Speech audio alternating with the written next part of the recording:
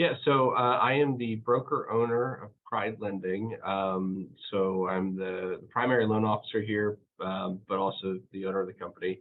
And we are an LGBTQ focused mortgage brokerage. So obviously we work with everyone legally we have to, and no problems doing that either. Because obviously business is business. But when the LGBTQ community trails their heterosexual counterparts quite dramatically in terms of home ownership, and in the feelings of discrimination that exist in the real estate industry, whether that's like directly from realtors or sellers or the ancillary industries like appraisers. There's story after story of appraisers finding out that a same-sex couple lives in a home and the value going down. Yeah. It's also true with people of color, and it's compounded for our Black and other people of color, people in the LGBTQ community. So there's definitely a need for this sort of kind of representation in mortgage, especially because that's like the bedrock of all financial stability. So Right. that's the need we're trying to fill. And I think we're doing a decent job. We're in 4 states right now, but we are in the process of getting licensed. So we're in 4 states now. We're seeking license in additional 7, and then we're working to start the paperwork for a further 8. So we're hoping to be relatively, I don't want to say it will eventually within the next 3 years will be nationwide, but regional for sure this year.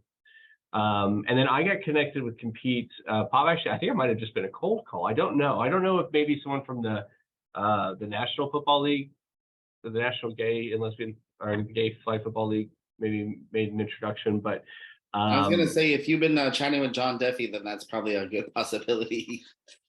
yeah, I can't recall. It's been a while now. I think I got connected with Pav and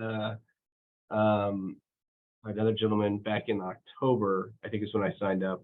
And it made sense to me because when I came out, the Denver Gay and Lesbian Flag Football League was really kind of like a safe space for me.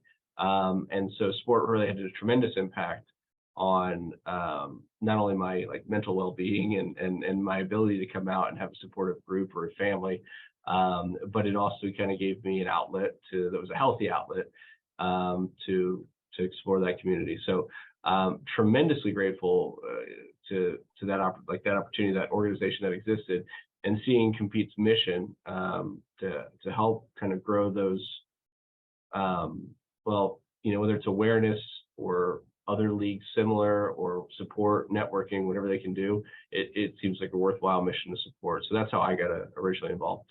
Nice. And you said that you originally came up in like the Denver Flag Football League and then, kind of expanded from there. So Yeah. you used to live in Denver. No, well, I have a house in Aurora, but I live in Vegas. Okay. Before I opened Pride Lending, I was working for a mortgage company out in Denver, and then they moved me out here to open a branch. And then COVID hit, and I lost like all the support from that company's home office. Nothing against them. It was just how COVID impacted everyone. Yeah. So use that as like a springboard to start my company. Yeah, that's awesome. So it's really neat to hear that not just you working for Pride Lending, but you are the foundation of Pride Lending, and then you've been able to start growing and expanding from there as Yeah. well. And I bet Yeah. the Las Vegas market has a lot of great real estate to be able to It work does. with. Yeah, it blows my mind. You start, as I've started adding different states across the country, like Texas is insane. I mean, the prices, you see all these like McMansions out in Western Texas for like $200,000. And you're like, you can get that for $200,000. And then you find out that the property taxes and the homeowner's insurance is through the roof. Yeah. So I don't know. Kind of makes sense why it's $200,000, because like, Yeah. yeah, Costs nothing to build, but if you want to insure that bad boy and pay the government, it's going to be pretty expensive.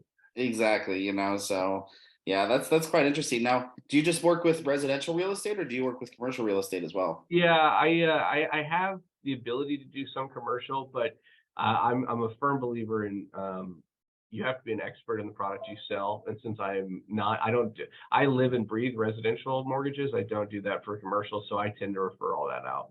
Yeah, that was totally a personal question for me because I'm based in Germany right now, but Oh, a few years when I finish, I'm doing my PhD, and in the next few years when I finish my PhD, I'll probably move back to the US. And that's one of my awesome. goals is to be able to open up my own fitness center and gym. So Oh, I'm that's thinking okay. about like, in terms of I got to have a space for that, and kind of Yeah, figure out how that's going to go. I mean, I haven't done a lot of deep planning into it, but just like a thought in the back of my mind always. absolutely. I need to find someone who's in our community that's in the commercial space, but it's not. What I have found is that not real estate, but finance especially. There's a lot of LGBTQ people in like as real estate agents. Yeah, I've yeah, like half of my Facebook friends are real estate agents. I'm like, okay, Yeah, I've only got so many referrals I can give yeah, you. exactly. But when it comes to finance, it is not like that. It is an old white boys club. It is an old straight man's club. So it's I don't know why, but it is. Yeah. But So, and you've been in Vegas for since before the pandemic, right? So like about yes, 5 years. coming up coming up on 4 years. Right now it's 3.5 right now. Nice. And are you involved with the Las Vegas flag football team or league? Actually, I'm attempting to start that. My Yeah, husband because and I. they don't really have like a dedicated league down there. No, well, we've got one now, but there's like 12 of us that come out every weekend just to kind of try and drum up interest. The problem is we're sandwiched between. I mean, Vegas's softball league is like I don't want to say all powerful, but it feels all powerful. They're enormous, and then Yeah, we've got the for-profit um, Out Loud Sports. Is yeah. that the? They've got a kickball league. Hmm. Between those two, it's pretty much anyone who wants to play a sport is in one or the other. And we've got to find out a way to either work around their schedules or I'm not really sure what we're going to do. But we've been trying to get that going for the better part of, I'd say, like 8 months now. Yeah, yeah. Vegas has been kind of an interesting market in that because a lot of the other major cities have a nice variety of different sports offerings, and I mean even in Vegas, like it hosts the Sin City Classic every year, which is a huge event, and there's more than enough venues and facilities and people who can organize it. But it's like, but then I'm like looking and saying, okay, well, what teams are in Vegas, right? And it's like very little, so it's kind of this Yeah. weird economy there. Yeah. And I don't know if part of that is because Vegas is so transient, where you have a lot of people that come in and they move on. It's hard to find someone who's ever like truly born and raised here. Yeah, And I don't know if maybe that has some sort of impact on it, but I don't know. It's Vegas is also a growing city. I mean, it's shocking how much it's changed in the last like since I've been here. But even if you look further, I've been coming to Vegas for um, quite a while now, and it like it's no longer just the strip. Like you're starting to see more healthcare industries pop up, and then also there's a lot of like smaller technological like tech startups that are coming in from California because it's so much cheaper and there's no state income tax. And then we have all these sports teams that are coming out, between the Knights and the Raiders and yeah. knock on wood, the A's. It'll be interesting to see if that happens. Yeah, yeah, no, that's been really interesting for sure because, like you said, with the especially with those professional sports teams, it went from no sports teams to like now it's got two and maybe three or maybe even Yeah. four. And I mean, I've noticed that just because of my work with Compete and going to the Sin City Classic and things like that every year, it's there's also been more of like a community resurgence for the LGBT community. I mean, we've done interviews with different LGBT pride centers in not just Las Vegas, but like Henderson and North Las Mhm. Vegas and like these, the little towns that are kind of all around it that Yeah. are also kind of popping up. So there's more, the community's exerting itself a lot more, which is really nice to see. But it's also saying, hey, it's not just centralized into one part of Vegas. It's kind of all over. Absolutely. Yeah. There's we call it here, we call it the Fruit Loop down by the That's university. awesome. Yeah. And there's like a small section, but it's nothing like, Denver. I guess Denver and Seattle both call it Capitol Hill, but the Capitol Hill area in Denver, the Capitol Hill area in Seattle, it's nothing quite like that. We don't. You're right. It is kind of a bit more spread out. But I mean, at the same time, like Denver and Seattle, they're actually condensed cities that have like an urban core, whereas Right. Las Vegas Yeah. is different because the Strip and then even downtown Las Vegas, they're more touristy. So you don't Yep. really have that like central urban core that Seattle and Denver No. Yeah, you're 100% right. That's actually, if truth be told, that's the thing that I miss most about Denver is that there is no downtown here. I Yeah, mean, old Vegas or you got the Strip, and that's about yeah, it. yeah. I'm from Denver as well, so I know the Oh feeling. yeah, Yeah. very cool. So yeah, because the area that I'm in at now is I mean, it's Germany and it's Cologne, so there is a huge urban core. Yeah, And it's significantly more urban, I would say, than parts of Denver, but it's still kind of like miss some of that, sometimes where there it's, I don't know, it's just got a different vibe to it, which is really nice where you sure. just kind of walk and go to all the bars, but there's like maybe like chunks and sections where there's different bars and clubs. But I know Yeah, Vegas is a great scene in general overall, so at least that's it's still yeah. able to be part of that community. Yeah, absolutely. When I came out here, it's changed. I said when I came out here for I was about 21. There was, Piranha was still here, but that was about it, and it was pretty shady back then too. So I'm very happy that moving out here, I was pleasantly surprised to find that there's a pretty vibrant community out here. Exactly, and it helps too because with organizations like Pride Lending and these nonprofits and for-profit organizations and stuff are really building a community, right? True. Because in the past it's always just been maybe some bars and bathhouses and stuff, but now it's like businesses and nonprofits and Yeah, people that are able to offer more than just nightclubs and nightlife. So absolutely. yeah. And I mean, what is your like, do you have like any particular goals or like visions for the future with Pride Lending?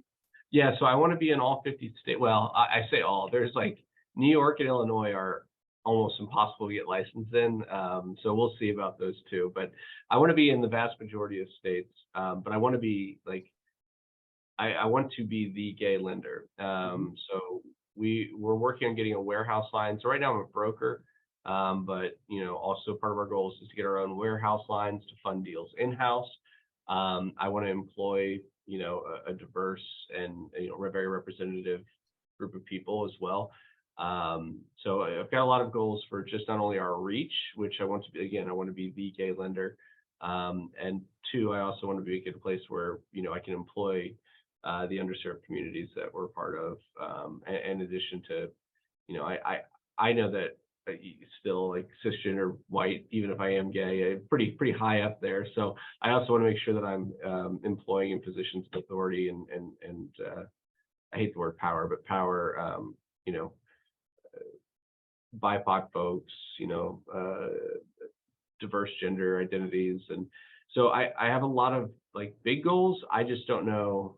It's sometimes it feels like I'm taking on more than I can chew. I mean, even just the licensing itself is a nightmare and a half, but it's all worthwhile. And Yeah. especially when you see this raft of new legislation throughout the country, making it more difficult to just exist in some of these southern states. That's why we're targeting the southern states first, is Yeah. they're the ones that most needed. I mean, in California, I mean, I am in the process of getting licensed in California because it's next door, but you Yeah. know, the representation isn't nearly as important there as it is in some of these other states.